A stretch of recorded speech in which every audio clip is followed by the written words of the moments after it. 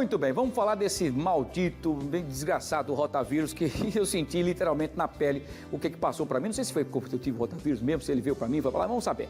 Está todo mundo passando por situações e sintomas parecidos com esse que eu tive aqui no estado de Alagoas. Doutora Luciana, primeiro um prazer tê-la conosco aqui, de volta mais uma vez, boa tarde, para a gente falar sobre essa situação que vem assolando muitas pessoas, né? Esse chamado rotavírus tem causado muitos transtornos, é isso mesmo? Boa tarde. Boa tarde, Wilson. Boa tarde a todos os telespectadores. E eu não sabia que você tinha sido vítima de uma diarreia, Wilson. Violentíssima, doutora. Durante 5 dias eu senti o que é estar no trono como rei. Ô, Wilson, só me diga uma coisa. Sim. Como foi confirmado para você rotavírus? Foi confirmado? Na verdade, ele falou o seguinte, que o rotavírus quem tem mais é criança, né? E que a gente acaba tendo contato com a criança por alguma coisa, enfim, e aí no adulto acaba desenvolvendo, inclusive, essa infecção intestinal viral, né? Pelo exame de sangue acabou dizendo que eu pensei que era uma infecção intestinal por alguma coisa que eu tinha comido, ou pela mão suja na boca, em alguma coisa, mas foi detectado que seria uma infecção intestinal viral. E isso tem acontecido com o local que eu cheguei, doutora Luciana, várias pessoas com os mesmos sintomas. Vômitos, diarreias, desmaiando, perdendo eletrólitos, enfim, uma situação complicada, né? Muita gente querendo realmente passar por esse aperto aí. Tanto é que tem várias perguntas de pessoas que querem participar aqui com a gente, doutora. Vamos saber então o que eles querem saber da gente aqui, então? Vamos trazer a pergunta para a doutora explicar, que está todo mundo doido para saber o que está acontecendo, doutora Luciana. Deixa eu ver quem faz a pergunta para a doutora Luciana, deixa eu ver aqui. O Rafael Souza, do Tabuleiro do Martins, doutora Luciana, ele pergunta o seguinte, como é que acontece a transmissão? Boa tarde, Rafael. As diarreias agudas, porque a gente tem diarreia aguda e diarreia crônica. As diarreias agudas são essas que têm um tempo de duração curta. Elas podem ser causadas por vírus, por bactérias, por parasitas. E as virais são as mais comuns, 70% dessas diarreias, principalmente quando elas acontecem em surtos, que é o que a gente está vendo acontecer aqui no Brasil de uma forma geral, causada por vírus. E entre os vírus, os mais comuns são rotavírus, em crianças menores de 5 anos geralmente, o norovírus, que também é um vírus, e o adenovírus. Então, são os vírus mais comuns, mais incidentes nas diarreias. A transmissão desses vírus acontece, como a gente chama, a transmissão fecal-oral. Então, um indivíduo infectado por um desses vírus, até o vírus da própria hepatite A, esse vírus, ele é eliminado pelas fezes, que pode contaminar alimentos, pode contaminar água, e a gente entrando em contato, então, com esse alimento, com essa água contaminada, ou com as próprias fezes, por exemplo, ir ao banheiro e não lavar as mãos, não é raro acontecer, infelizmente, ou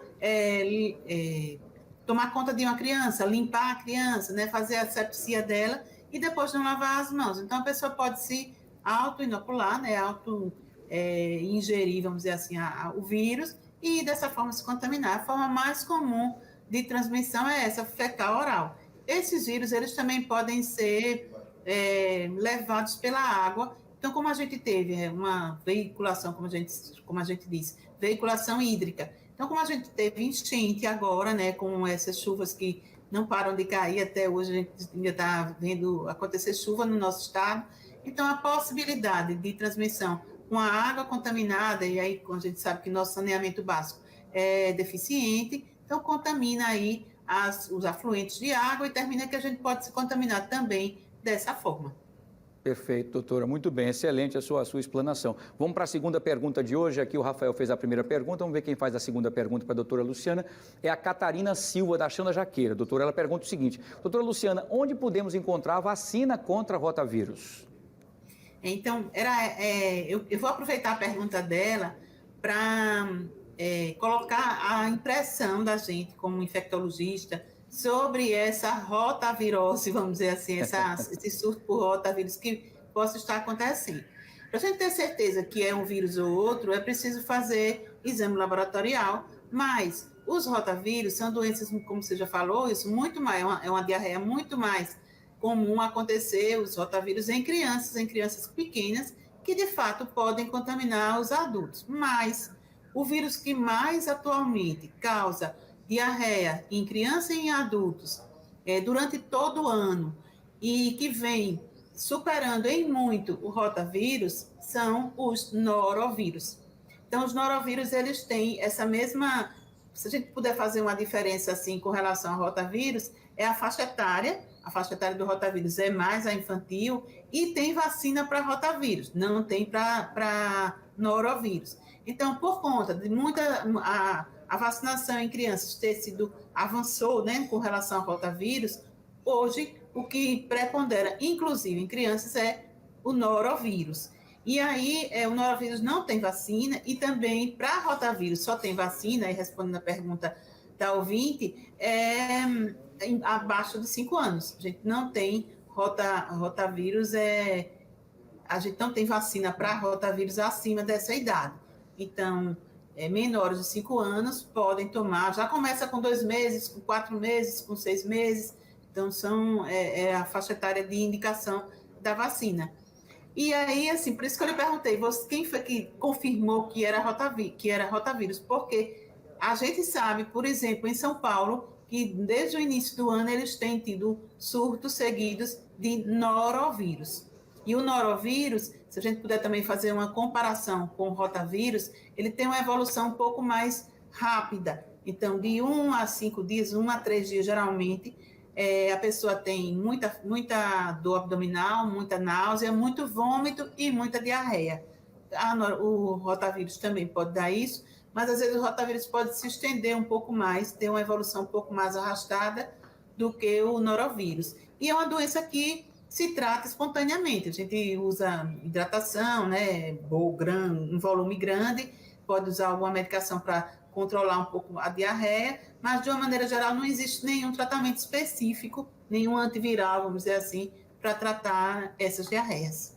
Perfeito, doutora, está explicadíssimo, então, muito bem. É exatamente essa explicação que eu recebi, a senhora está perfeita, como sempre, né? Uma médica fantástica, inteligentíssima. Vamos torcer, então, nos cuidar o tempo inteiro com as mãos, né? com a higiene, enfim. E essa situação que a senhora tocou em relação à questão hídrica é um dos levantamentos que está todo mundo preocupado por conta, geralmente, após as enchentes, muitos casos acabam acontecendo por conta do nosso lençol freático, que acaba sendo comprometido por conta das águas sujas, que acabam, então, indo para todos os lugares, enfim, se misturam.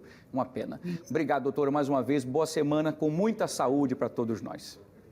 Para todos nós. E a recomendação, Wilson, é que, de fato, a gente não, como eu falei, não existe vacina para norovírus, então, e tanto para norovírus como para rotavírus, a medida mais eficiente de proteção, principalmente para os adultos, porque não tem vacina para adulto, é a higiene das mãos. Então, sempre, vai almoçar, vai fazer a refeição, lave as mãos antes, depois que sai do banheiro, lava as mãos. Então, a higiene pessoal é importante. E a gente vê relatos, por exemplo, hoje, de surto de norovírus em navios. Então, quando se divide, assim, por exemplo, eventos, um restaurante muito grande, porque uma pessoa só pode ir transmitindo para as outras e contaminar aquela alimentação. Então, a gente precisa prestar atenção, principalmente na nossa higiene das mãos e na água que a gente ingere. Então, dá preferência nesse tempo. Não, e a praia também, eu estava escutando hoje, tem vários trechos na nossa cidade que não tem indicação de banho, né? Eles chamam a balneabilidade ruim.